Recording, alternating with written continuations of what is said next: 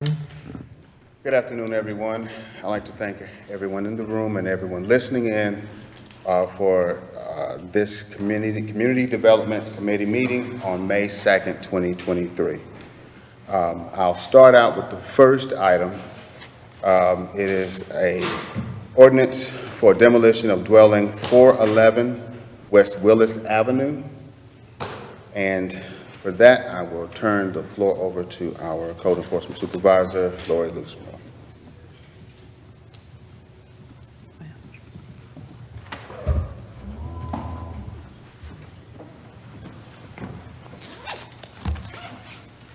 Good afternoon.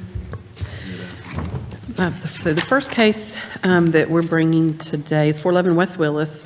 The inspector observed the condition of the property, and so they initiated an inspection. We made that inspection on July 26th of 2022.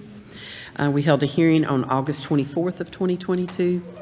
No one appeared for the hearing. And an order to repair or demolish was issued with a compliance date of September 26, 2022. And a representative for our Triad Housing Group 1, Nicole Berg, did tell the inspector in December of 2022 that they would be making repairs to the property. And then in January, they received an estimate in excess of $65,000 to make repairs, and then told the inspector they planned to sell the house quickly, and that the owner moving forward would be responsible for making the needed repairs. In March of 2023, Mr. Belcher, another representative for Triad Housing Group, advised the inspector they're having a hard time selling the property. And if they don't find a buyer, they will demolish the house. But as of right now, we don't know anything that they're doing.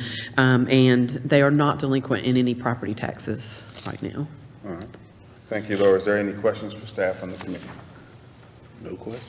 All right. And for the record, is there anyone here to speak for or against this item?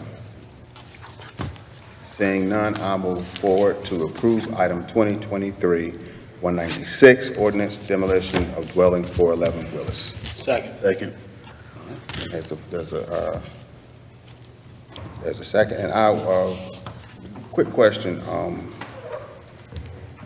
Laura, you said that that they had, what year did you say that the initial? 2022, that we did our first inspection was on July 26, 2022. Okay. All right. We have a motion and a second. All those in favor? Aye. Any against? That motion passes. I'll go on to the next item. Item 2023-197, ordinance demolition of dwelling 717 Cliffside Avenue. Turn the floor back over to Lori. The property at 717 Cliffside Avenue, again, the inspector observed the condition of the property. They made an inspection on August 10th of 2022. They held a hearing on September 7th of 2022 that no one appeared for. They issued an order to repair or demolish on September 8th of 2022 with a compliance date of October 10th of 2022. They are delinquent in property taxes just for the year of 2022 for $1,734. And we did have to advertise this one in the paper. We could not locate the owner to serve them, although they did pay all their delinquent taxes, but we still cannot find them to serve them or to ask them any questions on the property. That I have to say is a first. Now, usually someone's paying the taxes. We definitely know who they are. Yeah. The attorney had provided some information Sharon Livengood pulled for me, and we looked, and so I have no clue how they found them, or because the letters didn't have any good addresses for them either. So unless they saw it advertised in the paper, maybe, and paid it, but we also advertised ours in the paper. All right. Thank you, Laura. Is there any questions of staff on this item? All right, I'll make the motion to approve item 2023-197, ordinance demolition of dwellings 717 Cliffside Avenue. Second. We have a motion to second. Is there any more discussion? If not, all in favor? Aye. Any opposed? All right, that motion passes. Thank you, Laura. Thank And you. I'm sorry I forgot to do this at the beginning. In the room is Councilman Johnson and Councilman Jefferson and myself, Councilman Chris Williams. Thank you. All right, next item up is 2023-199, resolution conveyance of property at 506 Rolling Green Drive. And I'll turn the floor over to Nina Wilson, Director of Community Development. Good afternoon, Mr. Chairman and members of the committee. For the Cedro project, we had initially executed a contract for 6 lots, but when the general contractor was actually staking out one of the lots, there is a berm on one of the properties that they are not going to be able to build on until we do some additional grading. So in order to keep the project or keep them moving on 6 lots, we are proposing, or we want to convey an additional lot, which will bring their CHOTO agreement up to 7 lots on this one particular contract. And this is at 506 Rolling Green. And the contractor, Community Housing Solutions, they already have contracts for the 3 that will be completed this month or the month of May. That should close by the end of June. They're getting started on these next 3. And so that's why we wanted to go ahead and get this property conveyed to them so that they can continue the construction out at the Cedro project.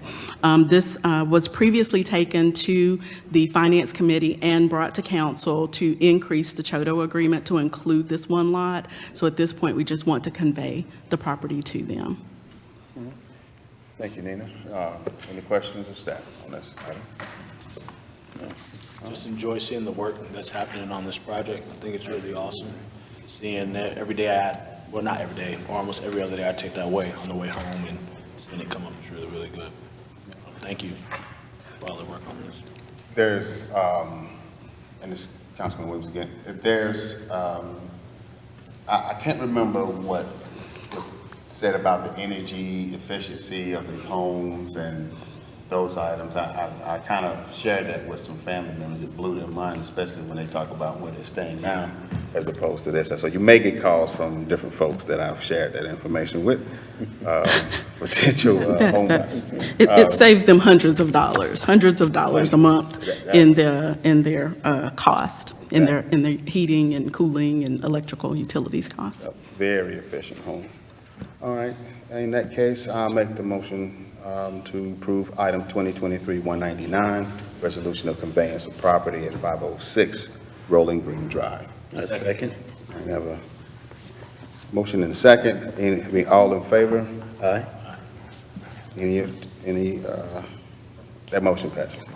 Okay, all right, the next up is item 2023-198, the annual action plan, 2023. Okay, I'm not sure if the actual PowerPoint is uploaded, but I think you did have it in your packet. Okay, excellent. Okay, that's fine, but I will go ahead and get started. This is for the 2023 Annual Action Plan, and this is year 4 of our 5-year consolidated plan. And of course, the Annual Action Plan is the strategic plan that describes the sources and uses and the beneficiaries of our programs.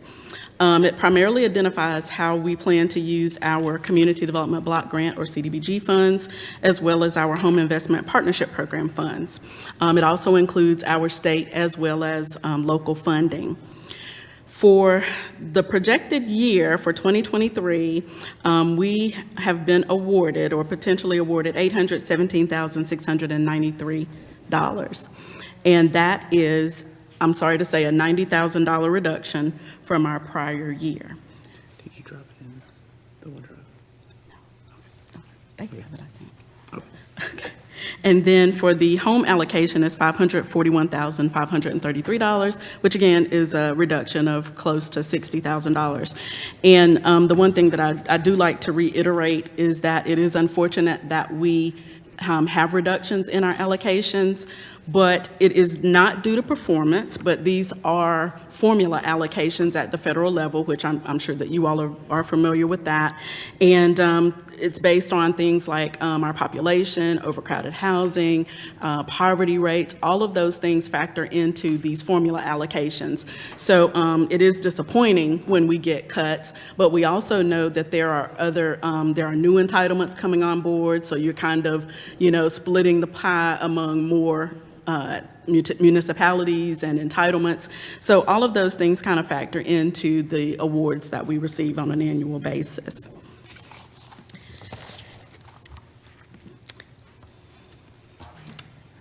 And then our strategic goals, of course, these are the goals that were outlined in our 5-year consolidated plan. So we continue to operate in meeting these goals, which of course is our housing strategy, addressing homelessness,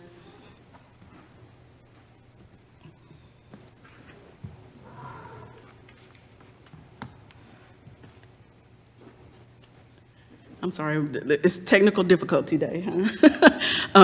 Our community development strategy, which of course is working with our nonprofits and the community. You scroll down on that, I'm not sure. Okay, so You hit just the bottom scroll. arrow. Okay, sorry. It's okay. Here we go. I'm thinking it was a PowerPoint, but I see, here we go. Okay, special needs, our special needs strategy, of course, working with those that are disabled, seniors, economic development, as well as our administration planning and management strategy, which is to responsibly and administer our programs and to be accountable for the dollars that we are awarded. The areas of impact that we focus on within the community are, of course, affordable housing, which is our emergency urgent repair, housing rehab type programs, down payment assistance, our new construction, which is single family and multifamily, as well as Operation Inasmuch. And of course, we just had our Operation Inasmuch event this past Saturday in the Southside community. And I'm happy to report, I believe we had about 150 volunteers, is what I heard, and assisted. It was about 9 homes on Saturday. So I'm really pleased that project continues to be successful, and we appreciate you all's continued support of that program.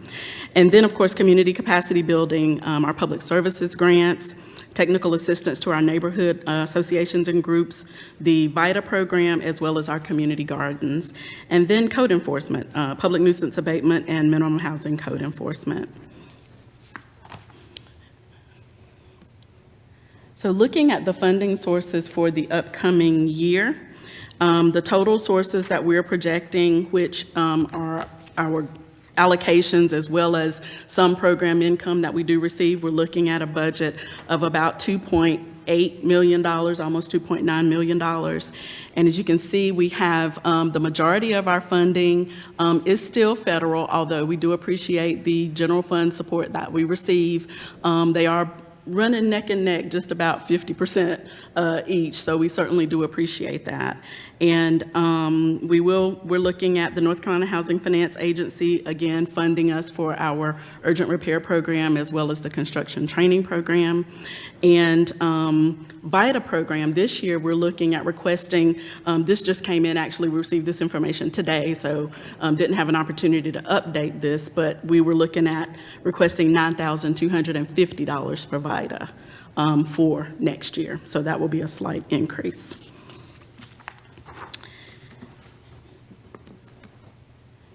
And for the proposed uses, let's see, can I get that? Where's okay, of course, again, housing, affordable housing, housing repairs, that continues to be the primary focus of our programs through emergency repair, Operation Inasmuch, our CHOTO activities, homebuyer assistance, infill housing, and the construction training program. So those are the focuses that we have there as far as housing. And of course, the Section 108 debt service, that is also supporting multifamily housing development. So we are paying back that Section 108 guaranteed loan. And for the public services, this year we had requests that totaled just about $122,000. And our CAC, they have been they have worked over the weekend, and I think some yesterday and today, getting us recommendations. And so what I do want to do is to read those recommendations so that they are in the record, but I will have that added. I will get that information to our clerk so that we can get updated information for council meeting. So we've received their recommendations for the public services. We received $122,000, as I said, in request, but we have $75,000 that is actually budgeted. I'll move that up just a little bit.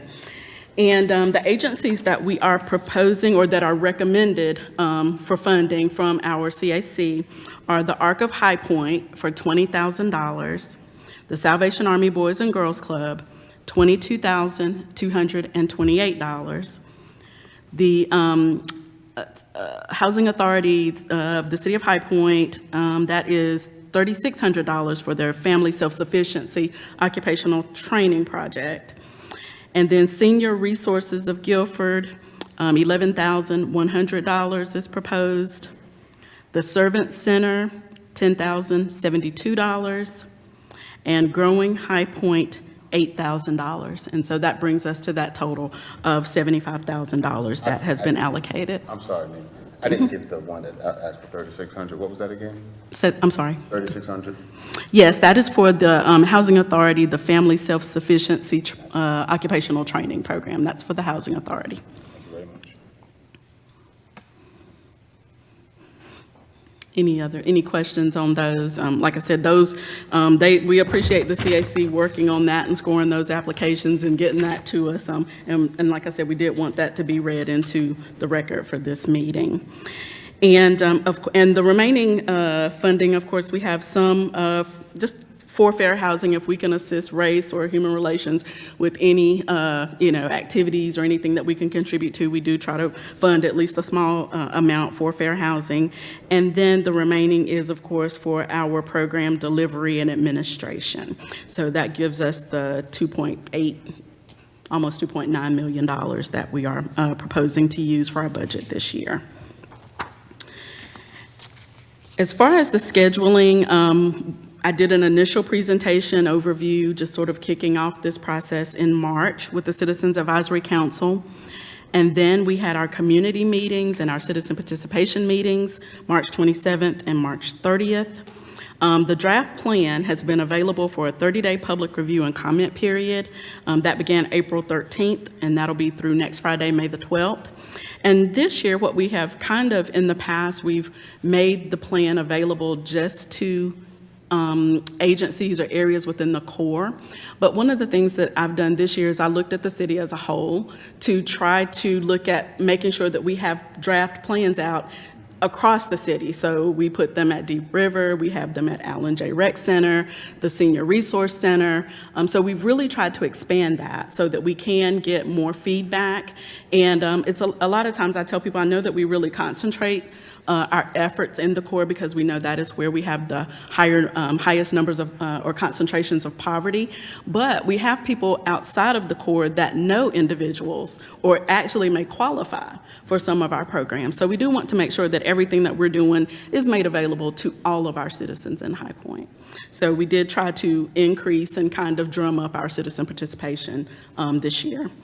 And bringing it to you all today, of course, for a recommendation before we go to council for the public hearing on May the 15th.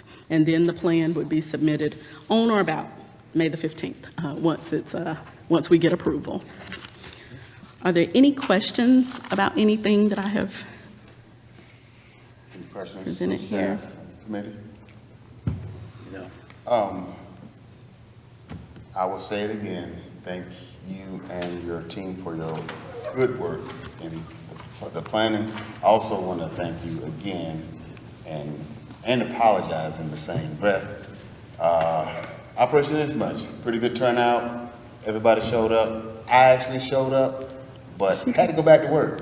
That's the challenge of today's situation, like you spoke about, the reduction that you received. I see that everywhere, in all different types of business, et cetera, or public service, even bigger than public service. But so when that happens, I have to kind of be on site at the job. So Do want to say, if the next one's in October? Yes, I'm not sure the exact date, though. I'm sorry. Okay, we haven't selected a date. I believe Oh, thank that, God. Oh, I'm sorry, but listen. yes, Please consider getting that thing away from the weekend after market. I honestly okay, want to be with y'all. I do. Okay. It is just so hard to do that when we're coming off and that's actually typically like the largest show. So if you do, and I won't say names, and I normally don't do this, but there's a potential I can get a couple of former NFL players to come join us. They've asked me and wanted to be a part of it. okay. So if okay. we can work with that date, that'll be something. We that- will definitely work with you then. Okay. We would have worked with you anyway, but yeah, we certainly will. I think it's probably a little bit easier in the fall. In the spring, we're trying to plan around graduations and, all of that too. So the spring is a little bit harder, Gotcha. but the fall should be easier for us to kind of look at a few different dates, so. But I just want to say thank you again on Yes. that one. So, do we need to make a motion on this, or? If you would, please, a recommendation to council, and then we will again have the public hearing as long as there are no comments or as long as we receive no feedback that necessitates a change to anything that we've proposed in the plan, then we can certainly move it forward for approval. Awesome. So, on that note, I'll make the motion to move this item to council with a positive approval, which is item 2023-198, 2023 Annual Action Plan. A second. All right, have a motion and second. All in favor? Aye. Any opposed? That motion passes. Thank you all, we appreciate it. Sure. All right, the last item up is 2023-200, the update on the 2023 Volunteer Income Tax Assistance, which is the VITA program. And then, we'll turn that over to staff. Whenever you're ready. Is it showing? It will. Is this? Yeah, that's mine. Okay. Good afternoon. My name's Megan Scales. I'm the Community Resource Specialist in the Community Development Housing Department. So just here to provide an update on this year's Volunteer Income Tax Assistance season. Just a few things we're going to talk about. For those of you who may be unfamiliar, we'll give you an introduction to what VITA is, talk about our model, tax season results, some cost benefits for the city, return on investment, program totals overall, cumulative, and some VITA in action shots. So for anyone who's unfamiliar, Volunteer Income Tax Assistance is a nationwide program. It's managed by the Internal Revenue Service, but it's put on by partners such as the City of High Point and our volunteers. Essentially, the program provides free tax assistance to households with low to moderate income status. So generally, the threshold is $58,000, and this is the only eligibility requirement.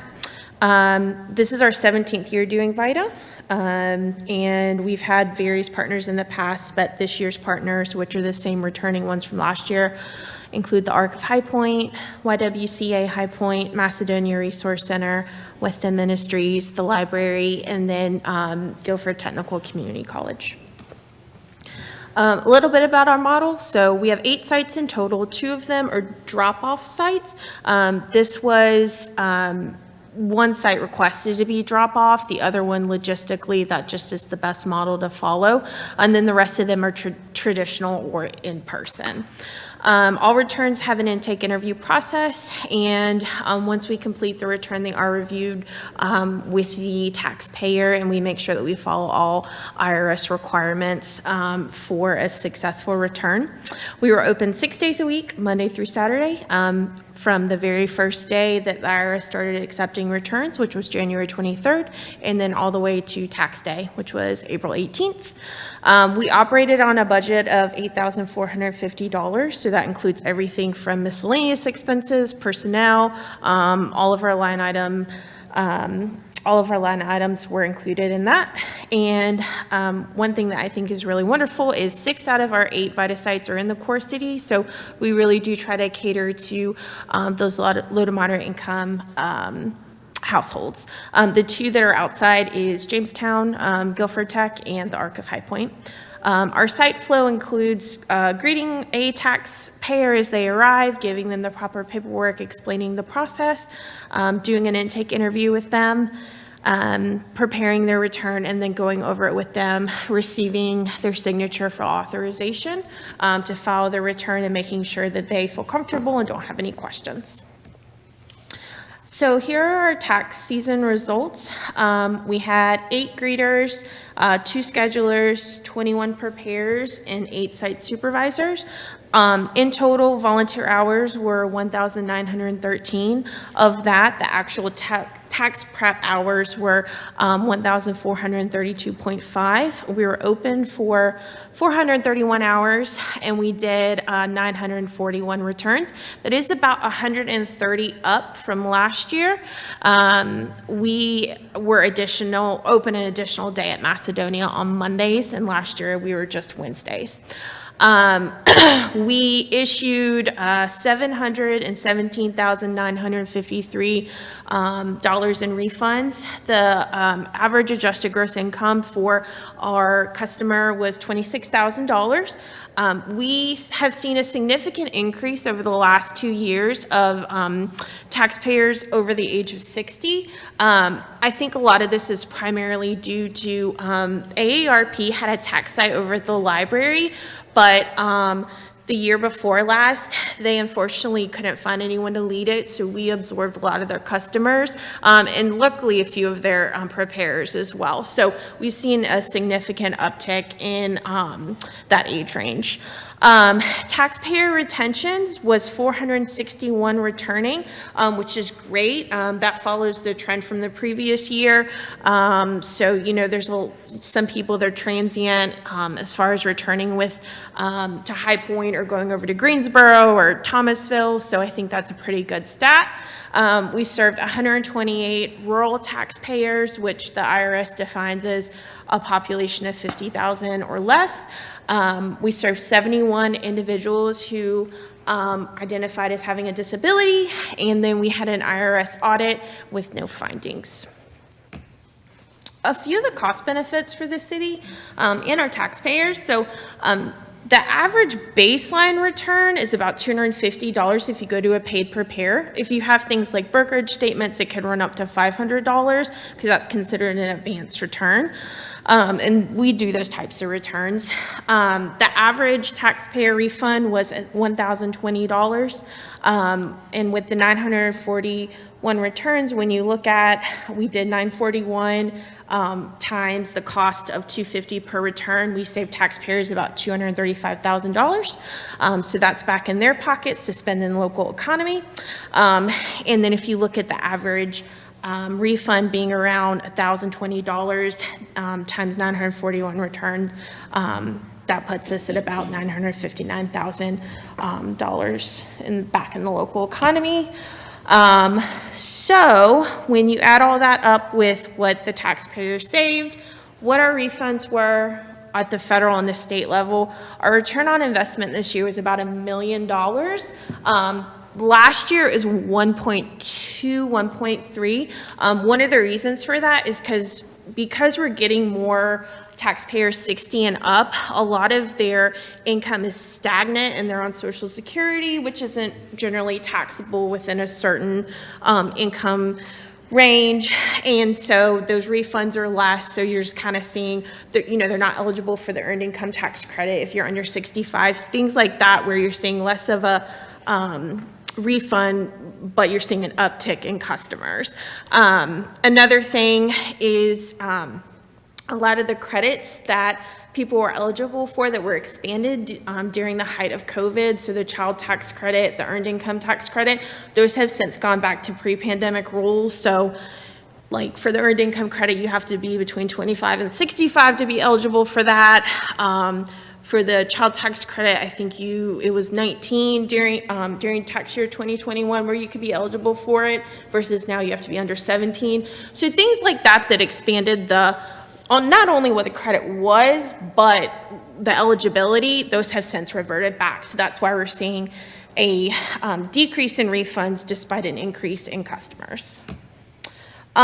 Just overall, some cumulative data. So we started this in 2006. We've done almost 9,000 returns, issued almost 11 million in refunds.